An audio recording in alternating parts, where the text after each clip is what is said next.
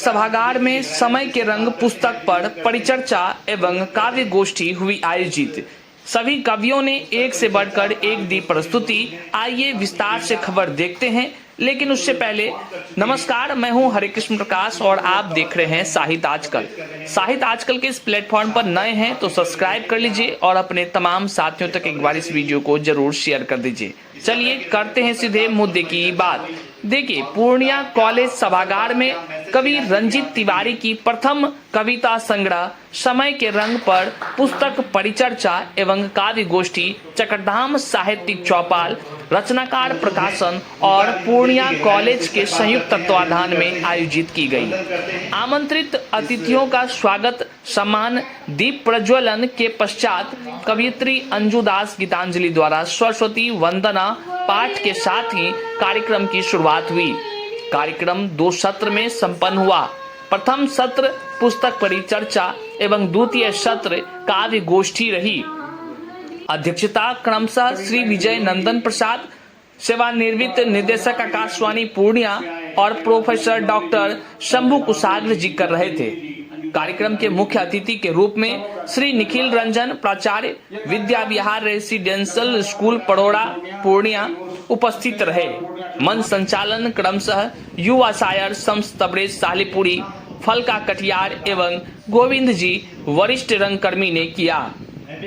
कविता संग्रह में संग्रहित कविताओं पर श्री राम नरेश भक्त, सेवानिवृत्त जिला शिक्षा कार्यक्रम एवं वरिष्ठ साहित्यकार, श्री निखिल रंजन प्राचार्य VVRS परोड़ा पूर्णिया, श्री SL वर्मा प्राचार्य पूर्णिया कॉलेज पूर्णिया, संस्कृत प्राध्यापिका श्रीमती निरूपमा राय, प्रोफेसर सुरेंद्र शोषण RKK college, doctor Kamal Kishore Chaudhary वरिष्ठ साहित्यकार, श्री यमुना प्रसाद बसाक वरिष्ठ साहित्यकार, श्री गिरीश कुमार सिंह पूर्व प्राचार्य BNC कॉलेज धमदा, श्री महेश विद्रोही वरिष्ठ साहित्यकार एवं संजय सनातन ने अपने अपने व्याख्यान दिए। इस मौके पर कई कवियों ने अपनी बेहतरीन प्रस्तुति दी। लेख्य उद्बोधन में कवि रंजीत तिवारी ने कविता संग्रह संदर्भित मनोभाव व्यक्त किए। श्री विजय नंदन प्रसाद द्वारा अध्यक्ष उद्बोधन और गोविंद के द्वारा धन्यवाद ज्ञापन के साथ ही मंच संचालन भी गोविंद जी कवि गोष्ठी के कर रहे थे।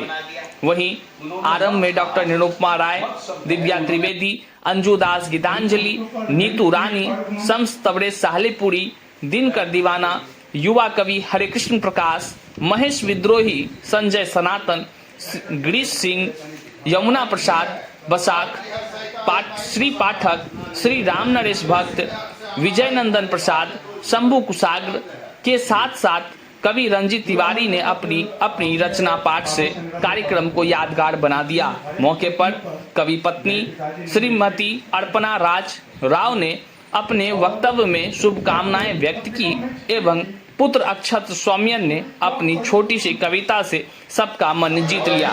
रचनाकार प्रकाशन ने कवि पति पत्नी को शॉल भेंट कर सम्मानित किया। आइए देखते हैं कार्यक्रम की कुछ झलकियां।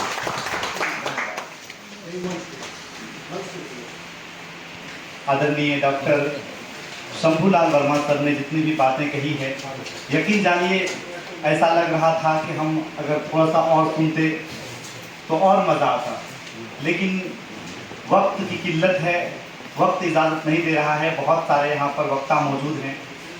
मैं खुद चाह रहा हूँ कि मैं थोड़ा सा कम बोलूँ और वक्ता को ज़्यादा वक्त मिल सके। हिंदुस्तान के बहुत बड़े शायर हैं ज़ुबैर अली ताबिश। वो कहते हैं कि सितम ढाते हुए सोचा करोगे, हमारे साथ तुम ऐसा करोगे। सितम ढाते हुए सोचा करोगे, हमारे साथ तुम ऐसा करोगे।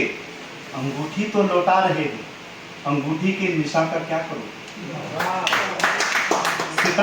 सितम ढाते हुए सोचा करोगे, हमारे साथ तुम ऐसा करोगे। अंगूठी तो लौटा रहे हो, अंगूठी के निशा का क्या करोगे। वो दुल्हन बन के रुखसत हो गई, वो दुल्हन बन के रुखसत हो गई, कहाँ तक कार का पीछा करोगे। जोरदार तालियों के साथ सुरेंद्र शोषण सर से मैं गुजारिश करूंगा ये कहते हुए कि हिंदुस्तान के बहुत बड़े शायर हैं मजीद साहब। वो कहते हैं कि है बेगुनाह तो होने से कुछ नहीं होगा, है बेगुनाह तो होने से कुछ नहीं होगा, सबूत दीजिए रोने से कुछ नहीं होगा। बेगुनाह तो होने से कुछ नहीं होगा, सबूत दीजिए। रोने से कुछ नहीं होगा। अगर ना आज सही कल जरूर टूटेगा, अगर ना आज सही कल जरूर टूटेगा।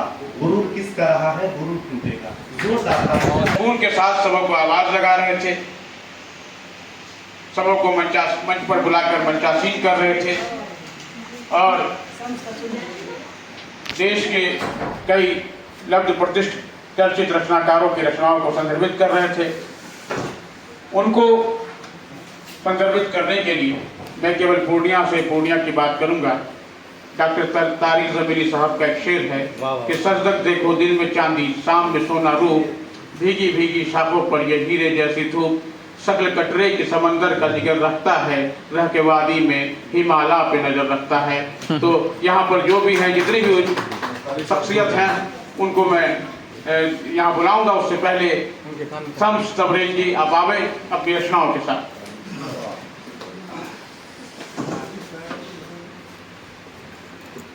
बहुत बहुत शुक्रिया आदरणीय गोविंद सर, बहुत अच्छा संचालन करते हैं। मुझे याद है कला भवन के एक प्रोग्राम में सर ने मुझे बुलाया था और वो प्रोग्राम बहुत ही यादगार रहा था।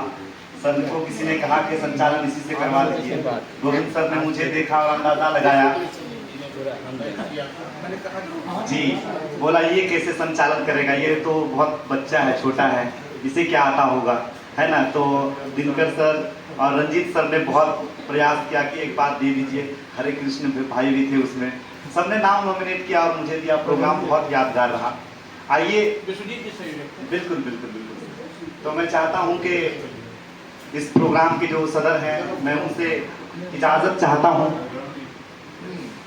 इजाज़त है?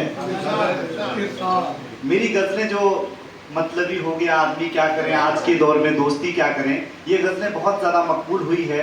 आज हिंदुस्तान भर के बड़े बड़े सम्मेलनों में मुझे बुलाया जाता है उस गज़ल के लिए, और यहाँ पर भी बहुत सारे लोग डिमांड कर रहे हैं उस गज़ल की। तो ये गज़ल बहुत 10 साल से मैं पढ़ रहा हूँ, तो मैं चाह रहा हूँ कि कुछ नई चीज़ें होनी चाहिए। तो एक नई गज़ल मैंने कही है, मैं वो आपको सुनाना चाहता हूँ।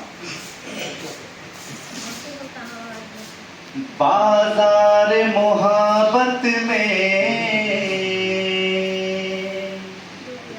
जलवा भी जरूरी है। मीनारों में खुद को ही गवा बैठा हूँ, सपनों की ऊंची मीनारों में खुद को ही गवा बैठा हूँ। चाहत थी सूरज सा चमके, चाहत थी सूरज सा चमके, अंधेरों में भुला बैठा हूँ, अंधेरों में भुला बैठा हूँ। दुनिया की रीत निभाने में। आज आपकी कौन सी रचना प्रकाशित हुई है या फिर आपका प्रदर्शनी हुआ है, और क्या उसमें मैसेज है? ये मेरी सबसे पहली रचना कृति है। प्रथम काव्य संग्रह है समय के रंग। इस समय के रंग में हमने कई ऐसे स्थितियों परिस्थितियों को दर्शाने की कोशिश की है जो हमारे अमूमन परिवार के दृश्य में या सामाजिक वातावरण में या राजनीतिक परिवेश में देखने को मिलता है। कई जगह हम ये देखते हैं, अमूमन ये मानवीय व्यवहारों की बात है कि हम दिखते कुछ और हैं, कहते कुछ और हैं, करते कुछ और हैं। तो इन सभी को लक्ष्य बनाकर मैंने जो लिखी है कविता, वो समय का रंग, आज मैं पाठकों को सुपुर्द कर रहा हूँ। आप समस्त लोगों के माध्यम से, समस्त चैनलों के माध्यम से मैं।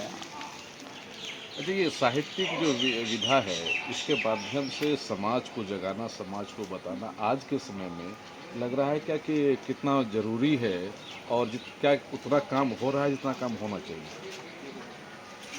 कहा जाता है कि साहित्य समाज का दर्पण है। समाज का दर्पण इसलिए कहा जाता है कि जो हमारे समाज में घटित हो रहा है, साहित्य उसको बताने की कोशिश करता है कि अगली बार ऐसा ना हो, इस प्रकार के व्यवधान या इस प्रकार के मानवीय अवमूल्यन ना हो, इसके लिए साहित्य लिखी जाती है। और अगर इसका विधिवत या इसका अगर इसकी गहराई में जाकर लोग विचार करें तो वाकई ये परिवर्तन का आधार है साहित्य। तो ये सिलसिला आपका जारी रहेगा आने वाले दिनों में भी? बिल्कुल, ये सिलसिला मेरा जारी रहेगा। अभी आप लोगों के बीच मेरी प्रथम काव्य कृति आई है, मेरा प्रथम काव्य संग्रह आया है। आगे भी मैं इस प्रकार के विषयों पर लिखता रहूँगा और आप लोगों के बीच पहुँचाता रहूँगा। अच्छा, आज कौन कौन आए इसमें आज का आज के इस हमारे सारस्वत कार्यक्रम में जो सबसे पहले जो मेहमान हुए वो हमारे पूर्णिया कॉलेज के प्रिंसिपल सर हैं, संस्कृत की प्राध्यापिका डॉक्टर निरुपमा राय जी हैं, प्रिंसिपल सर अच्छा, तमाम बड़े बड़े लोग थे। जी, तमाम लोगों की जो प्रतिक्रियाएं आई, विद्या विहार के प्रिंसिपल सर आए, तमाम डॉक्टर रामनिरस भक्त जी आए। तमाम अच्छे अच्छे लोग, बड़े बड़े लोग हैं। जी। तमाम लोगों की जो प्रतिक्रिया आई आपकी रचनाओं पर, वो किस तरह की प्रतिक्रिया थी और उससे कितना हौसला मिला? तमाम बड़े साहित्यकार लोग जो हमारी कविताओं पर प्रतिक्रिया दे रहे हैं वो सभी मेरे लिए सकारात्मक है और मुझे एक सीख प्रदान कर रहा है जो और उस सीख से मैं अपने आप को एक ऊर्जान्वित महसूस कर रहा हूँ। मेरी कलम जो है ऊर्जा ले रही है और आने वाले दिनों में उनसे ही सबक लेकर के मैं अपनी कृति को और भी ज़्यादा सशक्त करने की कोशिश करूँगा।